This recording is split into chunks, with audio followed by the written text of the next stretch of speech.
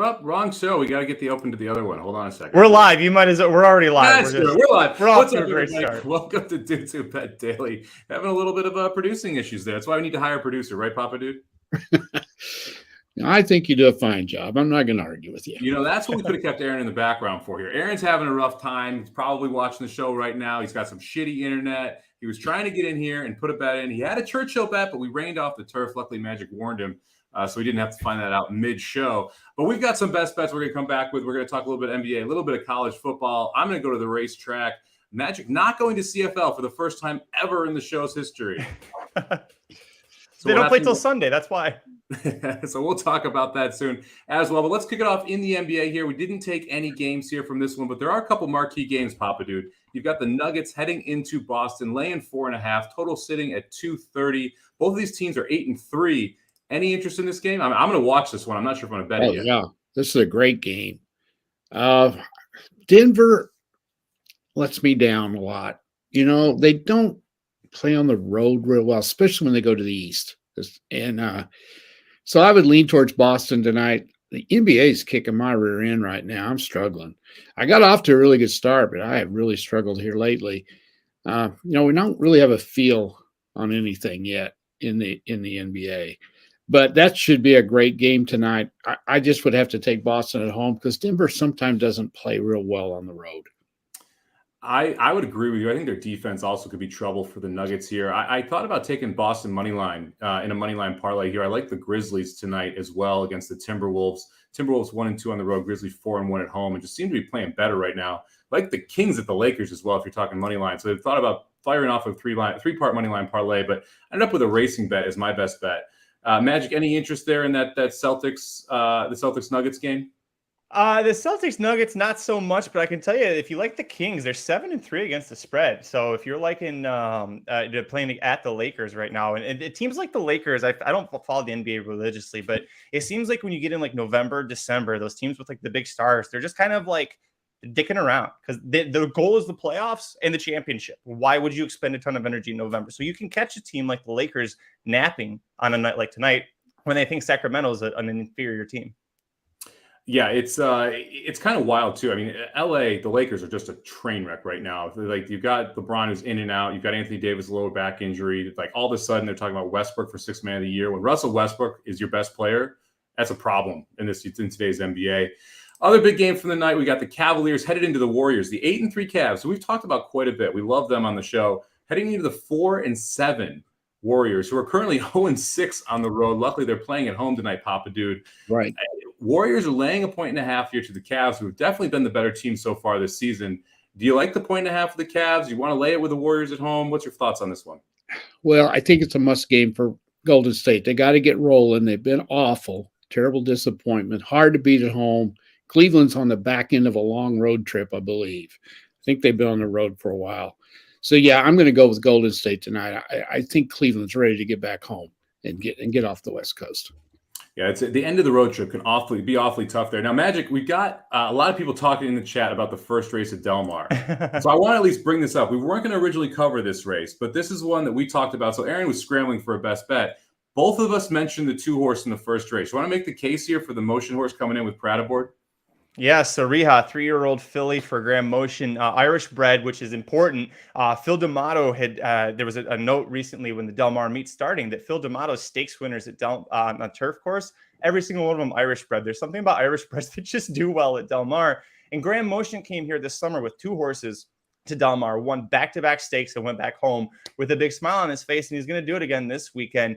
This filly, if you look at who she's been facing, where she's been running, she's got nice time form numbers. She's got good buyer numbers coming into this. Pratt rode her at Backwood last time out.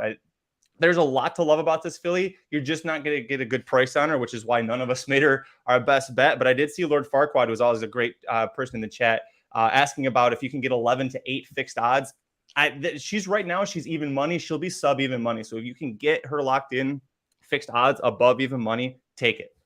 Yeah, I agree. This is my top pick in the race as well. I don't see her going off above even money. Give me anytime Motion sending these East Coast horses over to California. I think you got to watch out. He is going to be live all meet at Del Mar when he's able to do it. The other discussion going on here in the thread is specifically around a retirement we had this morning. So Jack Christopher is retiring, and it's unfortunate to hear it. I'm not shocked. I mean, this horse had trouble getting onto the track most of this year after having a tough time getting on the track last year, Magic. So what's your kind of thoughts here on Jack Christopher and the announcement that he's going off the stud?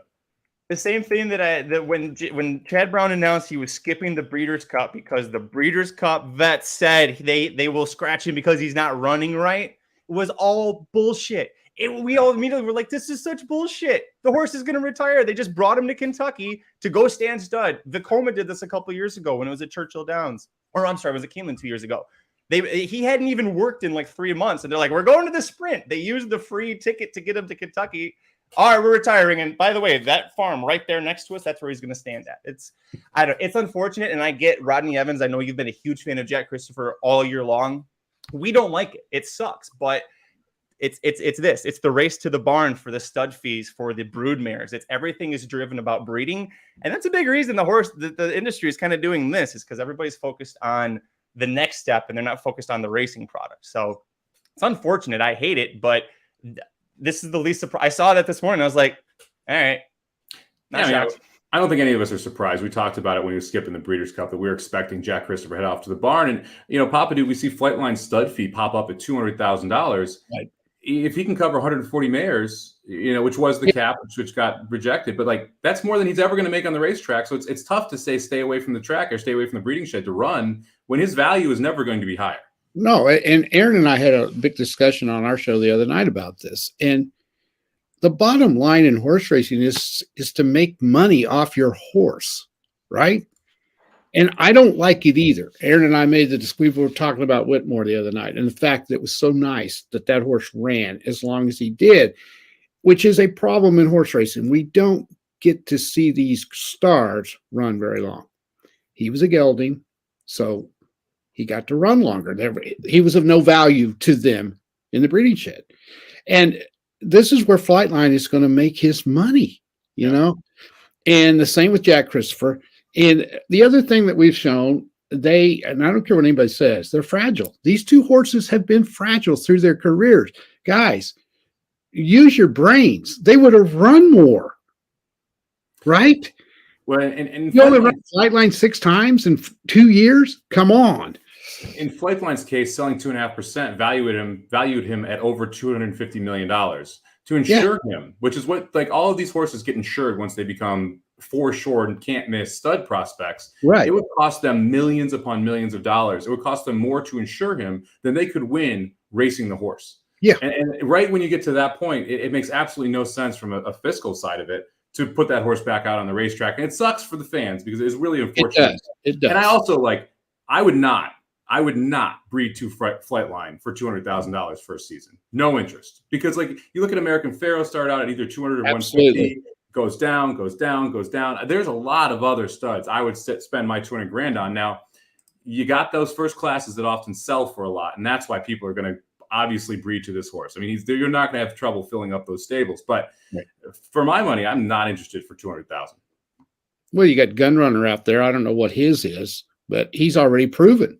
Yeah. Right. Well, I want 1 or 2 crops before I'm paying that much. I mean, Tappett's $250. You're telling me there's a 25% X increase for the horse that produced Flightline versus a horse you've never seen produce a kid? I mean, no thanks for me. All right, let's head over to college football, Papa Dude. We love that. We love the gridiron here. We've got 2 games we're going to talk about. First off, East Carolina heading into Cincinnati. Battle in the American Conference here. Cincinnati 7-2. They're laying 4.5 at home against the 6-3 East Carolina Purple Pirates. Papa, did you look at this game at all? I see upset in the making tonight. Ooh. I think it's possible. East Carolina is pretty sneaky good. I think Cincinnati is not as good as, well, obviously they're not as good as they were last year. And I think they're getting by a little bit on their reputation and the great coaching that they get. They're a little shaky on offense, and they've won a lot of games very close. I don't have the guts to bet it because I'm not sure about East Carolina, but they're 6-3. They beat Central Florida a couple of weeks ago, which is a pretty good team. This one might be one to take a chance on. What's the line again? 4.5, I think. 4.5, yeah. I think it might be a 3-point game. I think there's a shot. It's an interesting one to me. You've got East Carolina averaging 170 yards a game on the ground, and Cincinnati actually struggles stopping the run, giving up almost 150 a game on the ground. That could be the difference. If East Carolina can consistently run the ball, this game's going to stay close, right? And that's all we got to do if we're trying to cover 4.5 is keep it close. Right. So I would lean toward East Carolina here. I may start playing in game if I can catch over 7.5, maybe since he kicks an early field goal, something like that. All of a sudden you get a much better number coming back. But I agree with you, Papa. I think Cincinnati might have trouble moving the football tonight. In your backyard here, Magic, we've got Colorado, the worst team in the Power 5 conference, heading in to USC. USC laying 35.5. Magic, are you going to watch the full game or just the first 3 quarters of this one? Yeah, I am such a fan and a loyal member of the Racing Dudes and the Halterman clan. I refuse to ever watch USC. They can go fall off a cliff. I will be watching the first half. If I can find 21, I'm laying the first half here with USC. We were at Breeders' Cup last weekend. I convinced everyone to lay 19.5 with UCLA in the first half against Colorado. They were able to cover. USC, I think, is slightly better offensively, at least more explosive on the offensive side to put quick points up here. Their total is 28.5 in the first half. If they put up 28, they're covering 21.5, aren't they, Papa Dude? I think so. We discussed this game too, and I think an interesting thing to watch, Rodney. I hope you're still on here because I know you're a big USC fan. If I was a USC fan, because they still got a shot at making the playoffs if a lot of things break their way, their defense has been awful. That's one thing you got to watch on this 28.5 thing. Their defense has been bad. They've given up a lot of points against California. That's a terrible team, and they gave up like 36 points. Colorado is god awful. They're the worst Power 5 team. I don't think there's anybody worse in the Power 5 conferences. Maybe Vanderbilt, but they don't count. Okay, if they put up 28 tonight on USC's got defensive problems, I think. Now, I think they're going to cover. I do. I mean, I think, what was it? It was 21.5 was the first half line. 21.5 first half, 35.5 for the game. I'm a little leery of the 35.5 because I could see Colorado score a couple scores late. USC kind of laying off a little bit with 2 big games coming up. So I like the 21.5 better, I think. Yeah, I'll be in on the first half. Like I said, if I can find a 21 anywhere by the half point, I'll definitely be doing that. I'm not able to do it on a couple books I've looked at, but I'm going to kind of keep an eye on it throughout the day. I've been hoping that this was going to be 20.5 at some point all week, and I've never seen it pop up. So That's one I'll keep searching. And again, in game, if let's say for some reason, let's say Colorado wins the coin toss and takes the football, that first half line will go under 21 because that's how they weight it with that first possession. So if Colorado takes the football, keep an eye out for in-game under or USC minus anything under 21 because I think that's a pretty solid play. All right, let's head over to Del Mar here. Talk a little bit about the feature, the 7th race on the card, the Let It Ride Stakes, the restricted stakes, $75,000 here. You got a really wide open race, to be honest with the 2-horse Handy Dandy sitting on the board at 7-2, the 5 Script at 3-1, and the 8 Spy Catcher at 7-2. You've also got the 6 St. Anthony at 4-1. So you got 4 horses vying for favoritism here, Magic. First feature of the day, our boy John Lee's on the mic for this meet down at Del Mar. Who you got here in the Let It Ride? Give me number 2, Handy Dandy. The drug king himself, Peter Miller, just crushed the Santa Anita training title for the brief fall meet there. The drugs are flowing super strong in the Miller barn. If you look at this horse's form, he's never had a bad race on turf. The only time he's finished off the board was last out in the Twilight Derby. Tons of trip trouble in that. Reese Bully was aboard. Reese Bully got fired. Hernandez is back aboard. You notice also, by the way, despite all the trip trouble in the Twilight Derby, missed 3rd by a nose. This horse is a nose away from never missing the board on the turf. That's really impressive. Hernandez has ridden him 4 times, got a win. The 3 other times, he lost by a nose, a neck, and a half length. This horse at 7-2, I think this is the value you're going to get. Script's going to take a ton of money, rightly so. It's very dangerous for Graham Motion, but specifically because it's Peter Miller and how strong his horses were just doing at Santa Anita and how much he always ramps up to try and win Del Mar and this training title in the fall, I got to use this horse. A lot of nose references there in that handicap. So you think Script is going to go off as the favorite there? I do, especially because I think, if the horse wins the first race at Del Mar for Graham Motion, I think that's going to be they're gonna be like, oh my God, Grand Motion, he's back, and they're gonna put a lot of money here. Papa Dude, where are you headed here in the Let It Ride? I'm agreeing all the way with the Magic Man. Going handy dandy as well. I just think this horse has a better back record. I'm very interested in the 8 Spycatcher because of the way the horse ran in the Del Mar Derby. Finished second. Now, here's the thing. He's never won a race. I think that's kind of interesting, It matters. But I think he's going to take some money, don't you? Running second? I mean, is that just something we shouldn't look at or what? I do. I mean, I think I would not knock anybody for taking the 2, the 5, the 6, or the 8. I think all 4 of the favorites have a legitimate chance at winning this. I think it's going to be pretty tough to get around those 4 horses as well. It's not a spot where I think you're going to get a big price. I think you got to lock in on 1 or 2 of them. If you're playing multis, try and get through that way.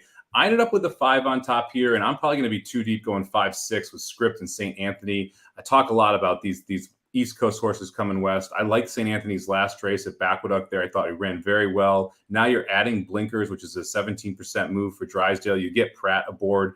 I think it's all systems go here for St. Anthony, the 6th horse, but I can't look past the 5 Script. That was my top pick in this spot. I had 3-1 on the morning line. I was hoping we'd get it because the numbers don't quite live up to it. But this is a horse that's going to be second off the layoff, second later in the 3-year-old season. Motion ships this horse in. Velasquez takes them out, just won at Keeneland. This horse just seems all systems go. And this is an aggressive placement for Motion as well, going directly from the N1X into the restricted stakes company. Not something he does all that often. So I like the 5 Script here. I'm going to go 5-6 in the multis. Papa Dude, yesterday we crushed it with that with the trifecta in the one race we talked about. Your 6 runs second, my 3 runs third. All 3 of us had the 1 on top. If you went outside of the 2, who's your second place horse? A little bit of price you like here. Second place horse. I think I would go Spycatcher second. I think I would. And I do like St. Anthony a lot in this one. I don't know about Script. I'm not as up on it as you guys are. I'm a little leery of a horse that's only run twice this year. Could be some issues there. So I don't know. That scares me. That's something that scares me more than I probably should. You run a horse in February, you don't run it again until October. I'm always a little leery that something structurally could be wrong with the horse. I thought he was good. They initially thought that he might be a Derby trail horse, and then they had something go wrong in the early spring. And then Motion said, we're just going to back off and try something different with him and give him time. When they realized that the Derby trail wasn't the goal, they just said stop for a while. Okay. This is going to be second time turf for him too. And that's an angle. Like the horse already won his turf debut. Second time turf and that surface switch. Now he's used to it. Maybe he's a little more comfortable out there too. So I went with Script and the Miller, but you've got to use Script on your tickets for sure. Okay. So that should be a fun one there. The Let It Ride Stakes, the 7th race kicking off Del Mar's Bing Crosby meet, one of Magic's favorite meets. We'll have him sing Where the Surf Meets the Turf to close out the show here today as we go over the final picks. So get that ready, Magic. Now let's jump into the best bets here. Aaron Halterman has been carrying our asses. His back is a little sore, so he decided to skip today's show. But we do have best bets from all over the place here. Let's start it out with let's go with Papa Dude, who's going to head to the college hardwood and an NHL parlay. I like it. Tell us more, Papa Dude. All right, so you're going to go with the first loser. That would be me, and you would be the second loser. So I get to go first. Okay. Well, I have got one that you guys didn't know anything about, and if you're not an Oklahoma basketball fan, you wouldn't know anything about this either. But I watched my wonderful Sooners, who I think we're going to have as bad a basketball team as we do football team. On Monday, they had their opener against Sam Houston State. Now, that's a powerhouse you never hear about, right? Well, they lost. They lost by 1 point, and they scored 51 points. Okay. So you go, well, Arkansas Pine Bluff, who is that? Well, I don't know. But I do know this. On that same night, they went into TCU, and TCU is a top 25 team, and they only lost by 1, and it was at the buzzer. Then they went home and played a nobody and won by 32 points. My point is, I don't think Oklahoma can beat anybody by 30, which is they're going to have to do. That's why I'm taking them. So I just think Oklahoma, I think they'll win, I hope, but I don't think they can cover 30, especially with a team that only scored 51 points the other night, and they struggled to do that. So that's my thinking on that. And then to get a little bit more value, which is always my problem. I should have just played this one and made a little bit of money, but I'm trying to get us back on track. I like the Stars tonight over the Sharks, who played last night and lost to this team right here, which is maybe the worst team in hockey. And it was 5-3. They got to be mortally embarrassed to lose to the Blues. I don't think they can get ready tonight. Dallas is pretty dang good, too. So I feel good about the Stars beating the Sharks. So let's hope we can get one home tonight. I like it. Arkansas Pardon Bluff, I know absolutely nothing about, but now you're making me watch a shitty college basketball game. I'll be angry with you for that for a little while. But hopefully we're able to get this bet home. I'm going to head over to Aqueduct. I thought it was a tough day on the sports side. Again, if I could get USC under 21.5 or under 21 first half, I would have done that. But I'm going to play a daily double here. And this one's a lot of the reason is really the scratches that happened in the 5th and 6th race here. So the 5th race, a key scratch here, the 4 Moonshun coming out. That's going to set it up for the 5 Tough Street, who is the clear gate to wire winner here. I think he's going to be able to do that and just run away from the pack here. So I like the 5 quite a bit. Tough Street being able to go gate to wire to kick this thing off. The real threat is Mia Be a Star, the 6 horse. Doesn't have speed. And the fact that Tough Street's going to be out there loose and Mia Be a Star is going to be chasing without having any pace to run into, I think makes all the difference in the world. In the 5th, in the 6th, we've got some first-time starters. 3 of the 6 scratch out of here. But the key scratch to me really was the fact that the 3-horse code name comes out for Shug. He's got the 2 Talk of the Nation, who I thought was the better of the 2 before the scratch of the 3. Now the fact that we're scratching out the 3 and the 6, Paxational comes out as well, who is probably the other key contender. The 2 is the only horse I'm really interested in that's left on the board. So I'm going to take Talk of the Nation in the 6th, and I'm going to play a nice little daily double, 5-2 in the 5th race over at Aqueduct is my best bet. All right, Magic, close us out here. We'll go back to the ice, back to Florida. Who you got? First of all, Sylvain, CFL, both games are Sunday, so I'm going to make a special appearance on the Sunday show for that, for the CFL. All right, Tampa Bay Lightning. By the way, the San Jose Sharks, oh my God, they're like the Colorado of the Colorado Buffaloes of the NHL right now. They're absolutely terrible. Tampa Lightning, I think they're catching the Washington Capitals in a bit of a spiral right now. The Capitals have lost 5 of their last 6 games, and 4 of their last 5 have been at home, and they're home again here. And Darcy Kemper has been really struggling since he showed up in Washington this year. On top of that, the Capitals have a lot of injuries, and Ovi's still playing, so there's always that threat that Ovi's going to get just that big right-handed slap shot going. But there are so many key players for Washington from a depth perspective that I don't think. Not only do I think Tampa wins, I don't think they have any issue covering the 2 goal or getting at least 2 goals. I'm thinking like another 4-1 game, which is how Washington lost to Pittsburgh 2 nights ago. So to me, Tampa's a lot better than Pittsburgh. Similar situation, a couple more injuries for Washington from that game. I think you're catching Washington just right now. Yeah, Caps are really beat up. Have not started the season the way they wanted to, under 500 right now, and the Lightning seem to be getting it rolling. So hopefully we can get a nice little -1 plus 112 here. Thank you very much, everybody, for joining us here. Can I mention one more thing? Can I mention one Papa Dude? One of the greats, I don't know if you've seen this, one of the great comedians of all time died today. Gallagher. Oh, Gallagher. And I was going to come on today with a watermelon. But there's 2 things that kept me from doing it. Number 1, it's November in Missouri, and I couldn't find a watermelon. Okay, number 2, I didn't have enough plastic to scatter all over the room here to hit the watermelon. Was he not fantastic in a bizarre kind of way? I don't know whether maybe he's too old for you guys, but I loved him. I always thought he was hilarious. Was he the Batman voice guy too, or am I thinking of someone different? No, that's another. That person died too. Yeah, because I saw all of that, and that's someone who I used to watch the Batman animated show, and I was very bummed to see that as well. Yeah. Gallagher used to run Gallagher specials on Comedy Central when Comedy Central first started. There used to be a lot of Gallagher specials, and I never understood it. He just smashed watermelons, but he just did crazy stuff. He was what you call him, a prop comedian, I think is what you call him, prop comedian. Yeah. Anyway, just wanted to mention that. That's all.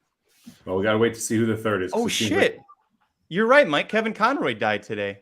Yeah, that was the Batman guy. Oh, I thought you were talking about Adam West. No, literally, Kevin Conroy died today. Oh, yeah, the voice of the animated Batman series. So that was one I loved when I was growing up. So that was kind of a bummer. Yeah, Magic. I thought that would be the one. This isn't the Queen. This one actually hurts, Papa. Yeah. When Papa Dude mentioned it and you jumped in, I'm like, wait a second. I know Magic would care about this because I'm sure you watched that series as well. All right, let's jump into the best bets of the day. It's before we lose magic here. All right, Papa Do taking Arkansas Pine Bluff plus 29.5 and a Stars money line plus 178 for the parlay. Magic going to the Lightning -1 plus 112. I'm going to head over to Aqueduct, the 5th race, play a daily double, 5 into the 2 for the week. We're 2-4. Aaron Halterman 2-0, carrying us right now. We're down 140 for the year, up $1,249. We will be back tomorrow at 11 o'clock a.m. for the Saturday college football slate to talk about Churchill Downs, talk about Aqueduct, talk about Delmar. Got a monster Saturday, and back Sunday at noon for NFL. And, of course, what you're all waiting for, the Canadian football playoffs. So you can get Magic picks on there. Thank you very much, everybody, for joining us. Good luck today at the racetrack or in the sports betting. We'll see you tomorrow.